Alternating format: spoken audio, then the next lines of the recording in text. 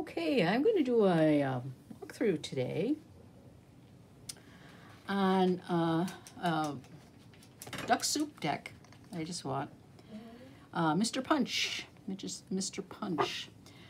I love his decks, and I hadn't been checking them out in the last couple years, and then I went to the site just recently, and that gentleman's been very busy. He has a lot, he has more decks, he has a lot of other things for sale. I also bought a Oracle deck, which I'll show separately. So this is a tarot deck. It's called the Tragically Comic or Comically Tragic Tarot, Mr. Punch. It's of Punch and Judy. And the deck, this is the deck. It's a wonderful deck in his style, the Victorian style collage. Very, very cool. And I also bought the book. The book did not come with the deck, but I love his commentaries on his deck. This guy, gentleman, Mr. Freder, aka somebody else, Doug Thornsjoe, writes great. It really knows his tarot, and he takes some liberties, poetic license. But it all makes sense, but it all has to do with the tarot, so it's really appropriate. Now, I didn't know anything about Punch and Judy. I'll tell you a little bit about, he goes into depth about Punch and Judy. He goes into the history of it. The book is a wonderful book, not color, but it does showcase the cards very well. He talked a lot about the history of oh, here it is, Doug. He talks about the history of Punch and Judy, and it was started in Italy, and it was a puppet show, a street puppet show, and it was pretty much always the same. Punch is not a happy guy, not a happy camper. He's an old man who beats his wife and not very generous to other people as well. And I could see where a lot of people would not particularly care for this gentleman, but it's a kind of like an old guy, old fart kind of guy, and but it attracted a lot of attention, a lot of interest, and there are always Punch and Judy's shows, puppet shows throughout I guess, the countryside in Italy. And then it was migrated over to England, and it was, again, very popular. And now, this is separate from the deck, but the Punch and Judy, I was trying to think of something that is similar to what we know and what we see in our own lives. I'm thinking, when you think of the Three Stooges, when you think of maybe Laurel and Hardy, that slapstick. It seems like it was a slapstick humor, a little on the dark side, but it was for entertainment, and it was very popular. So that says something. So he takes Mr. Punch, who has attitude issues, and he puts him in a tarot deck. And it's appropriate for the tarot deck because Punch and Judy was very popular during the Victorian times, and of course Victorian times is where Mr. Thornsjoe seems to shine. He has a history of it, a brief history. He has actually one of the plays, so you can get a sense of Punch in the plays that he translated, not translated, but transposed or put down. And then, of course, then there is his book, and it's just a wonderful book. Just if you like tarot itself, it's a wonderful, wonderful book. We're going to look at some of the cards in the book and go through the descriptions. So this is the deck, and these are the backs. It's kind of dark in here this morning. I'm hoping this will turn out. It's Punch, and it's in red and black. I think you get to choose your backgrounds. The deck was not cheap. I think I paid, well, I don't know what I paid. Maybe $69 for it. It's on his website, Duck Soup. I'll put a link to his website below. It is a collage deck, very colorful, very charming, and it's very much in keeping with his other decks. When you see a deck of his, you know exactly. It's the Duck Soup deck, and I have a couple of his Halloween decks, and I think Chris bought the Dada deck, which is another great deck, and I was thinking of buying, he has another deck that's 4 by 6 inches, each card. I was thinking of buying that. I haven't done it yet. I'll probably take the plunge. It's $85, but I may get that next. I don't know. So let's get through the deck, and then we'll talk about the cards as we see them. So here he is. He's an old guy. He's got the dog. He's got all the... He does follow Rider-Waite-Smith, but he also puts a little spin on it. So the Fool. So the major character throughout all these is Mr. Punch. And he's irreverent. He's an irreverent guy. The Magician. He's more of a jokester type magician. Again, you have all your elements there. You have your pentacle, you have your sword, your wand, and your cup. So he does follow. He doesn't veer off. The Magus, the High Priestess, the Columns. Mr. Punch is on her kind of on her lap. You have the Moon.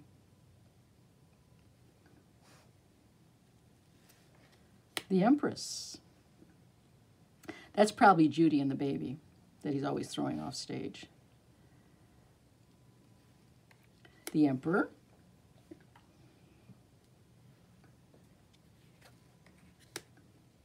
The Hierophant.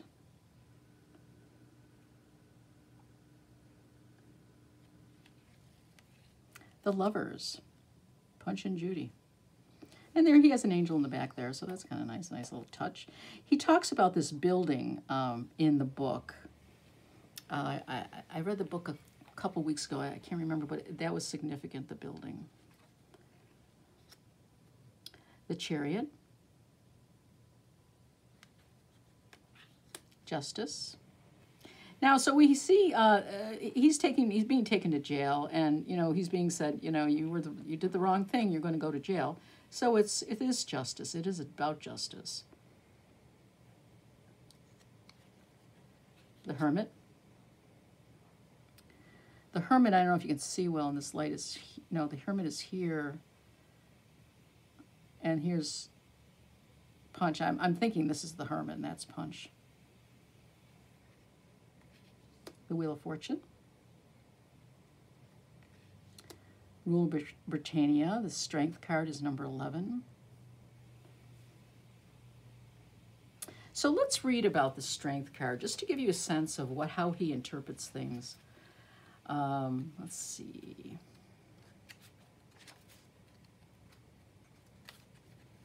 Strength. He has key words: feminine power, spiritual courage, inner peace, the beast within tamed. Here again, and for the last time, Great Britannia appears with her lion. She is a natural choice for the card, for she is the manifestation of the English Empire, ruling over land and sea alike. Her lion is so well behaved that he does not even take a bite out of Mr. Punch when the puppet man dances tauntingly before him. So he's letting him kind of just dance around. Let's see, where would I laugh? The expression in the lion's face is tolerant but exasperated. In the manner of French versions of the deck, our Lady's Strength is sitting peacefully beside her lion and not manipulating his mouth in any way. Older decks show her with her hands positioned to force the animal's jaws open. It was Arthur Waite who directed Pamela Coleman Smith to draw La Force with her hands positioned to close the animal's mouth, the anima's mouth, which is all the proof anyone should need that Waite was an idiot. Anyone who has had to give a pill, this is funny, a pill to a pet cat can tell you that it's far more difficult to prise open a feline's jaw than to close them. In fact, they do the latter all too easily, frequently taking away bits of your anatomy at the same time. Infinite patience is what is represented here, yes, and infinite kindness. This is the true measure of inner strength. So here you see his narrative about that card, and you know he gives you a little bit of history, and he says how he feels about strength. You know, it's not taunting the lion, it's not prying the lion's mouth open, because that's kind of like exercise of futility.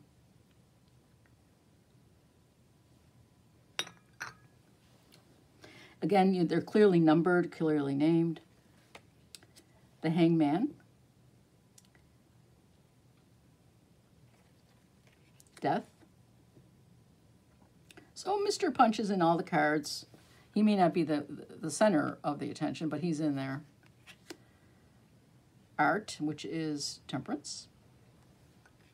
The Devil. Mr. Punch is known as devilish. He also meets the devil in the story, in the play. The Tower, he's throwing the baby over. Now, a lot of people would be offended by this, possibly. But again, you know, if you listen to any fairy tales, you know, they throw the babies in the oven. You know, they do all kinds of stuff. So this is not. Some people get, I mean, overly concerned about some of this stuff when it's in our world. Well, murder is in our world, and in our folklore and in our everyday life. When we're fascinated by the stuff that goes on. Sometimes we watch shows about it. The Star, the Moon.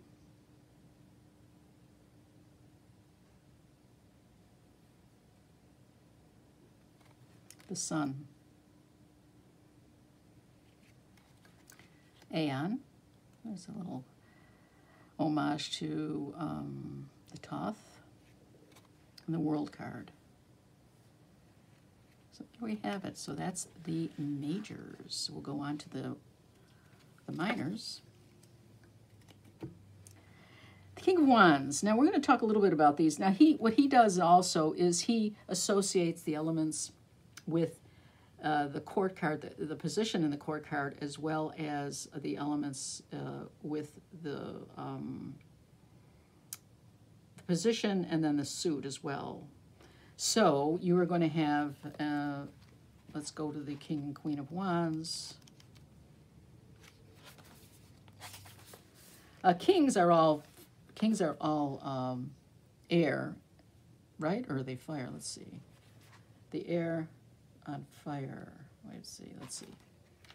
He has this setup where the position, the wands are fire, so this would be a fire suit. Actually, yeah, that we know that. And then the kings are air. So the king is air and fire. And then there's the queen, the water. The queen is a cup, and it's the heart. So this would be the Queen of Wands would be the heart, the water and fire, right? The water and fire, and so that would be the water and fire. So you have both those characteristics in the card. And I'll give you an example, and I'll read one of these. So we'll look at this king. And this book is invaluable. I mean, the book is really helpful when you're to learn all about Punch and Judy and learn about the deck.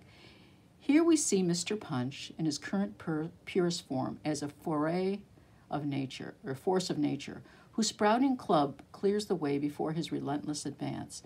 Beside him, instead of his dog Toby, we see the salamander, a creature of fire. Air and wind have the effect of fanning flames, causing them to burn even hotter, ever higher. Perhaps Mr. Punch may be lacking in substance, but he certainly makes up for it in enthusiasm. He is the leader of the club, the wielder of the wand. Even the moon holds his king in awe when he appears upon the stage. As such, he is a good person to have on your side. In his position aspect, in his positive aspect, he will take you far if you follow him faithfully. Woe be it to anyone who draws this card in reverse. Someone this decisive, who is given to action and inclined to remove any obstacle from his path, can cause a great deal of discomfort if you happen to be one of the obstacles that needs to be removed. So there you go. That's a nice explanation, and also talks about the elements and the actual card itself, the position, of the aspect of the king. The Queen of Wands, the Knight of Wands, the Page of Wands. We have the kings first. The King of Cups, the Queen of Cups. This is a great description in the book. The Knight of Cups, the Page of Cups, King of Swords. The King of Swords, I'm sure you're not going to see it well, but I guess he's right there. And the Queen of Swords, that's a great picture. The Knight of Swords, Page of Swords, the King of Pentacles, the Queen of Pentacles. Again, clearly marked, very easily seen. You know, what you're seeing is very clear in the sense of, there's a lot of things to look at in these collage decks, but what you're looking at, you can clearly read, oh, this is the Knight of Pentacles, in case you're wondering what it is. Page of Pentacles. Now we're going to get into the suits themselves. The Ace of Wands, the Two of Wands, the Three of Wands, the Four of Wands. There's 1, 2, and then there's 2 in the center. This picture, these pictures are taken from, I believe, an old puppet that they found from the, you know, old, that he's now using in his pictures on the top of the wands. The Five of Wands, the Six of Wands, the Seven of Wands, the Eight of Wands, crazy guy, the Nine of Wands, and the Ten of Wands. We have the Cups, Ace of Cups. It's a pretty picture. So he includes a lot of what he found in his research in these cards. The Two of Cups, the Three of Cups, the Four of Cups. Now you'll see a little bit difference with this. You know, it's not, you don't see the girls toasting, but this is kind of a toasting type thing. The Four of Cups is a little different than you see the Rider-Waite-Smith. Let's read the Four of Cups. Let's see what he has to say about that. So he has little things about all the suits. He has little short. The Four of Cups. So that's this one here. Let's read that. 4. Although seen and presented most often as meaning disaffection, dissatisfaction, and a stubborn denial of possibility, this card has a clear, deeper meaning that carries a warning to individuals and cultures alike. The human brain is made of 2 connected hemispheres. We are meant to use both halves in a unified way. However, the left brain of reason and rigidity is often developed at the expense of the right brain of creativity and intuition. In the first panel, Judy presents Punch with their baby, representing the intuitive right brain. And Punch immediately tosses the baby out the window, signifying denial of the intuitive right to the detriment of the whole person. So that's food for thought. I mean, he takes it to a different level. So, and it kind of gives it what is more not comprehensive, but like you said, a deeper meaning.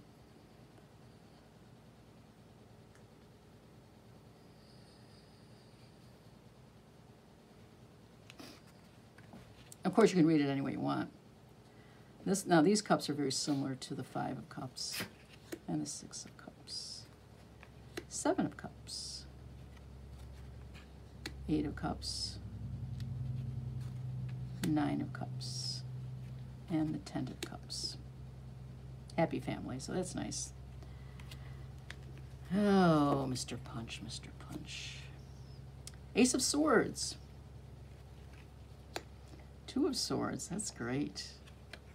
The Three of Swords, and that's a nice break from the heart that you see all the time. Four of Swords. Now again, this is a little different than what you would think of. Let's go into the Four of Swords and see what he says about that.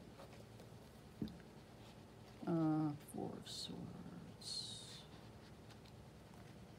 Whoa, okay.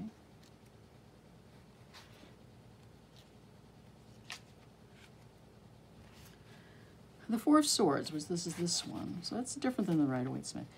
The expression making hay derives from the necessity of cutting down fields and harvesting hay while it is sunny and warm outside, as it cannot be done in the rain without ruining the crop. But it has a secondary meaning, that of turning any particular and given situation to one's own advantage.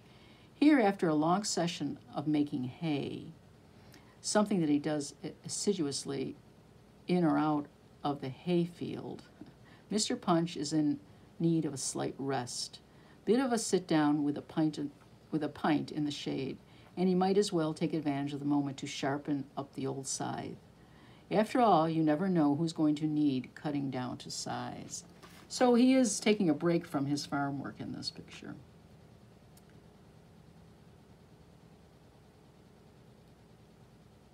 You know, it's interesting when you think about the sword, the aspect of the sword. It seems to, in some ways, ring truer, you know, because he has a sword that is a tool, as a weapon, but he's not using it at this time. He's using it. He's just taking a break and sharpening it. Oh, so much better. The Five of Swords. The Six of Swords. That's traditional. The Seven of Swords. Again, this would be a little different than you would normally see. The Eight of Swords, the Nine of Swords, and the Ten of Swords. Last but not least, the Pentacles, the Ace of Pentacles, the Two of Pentacles,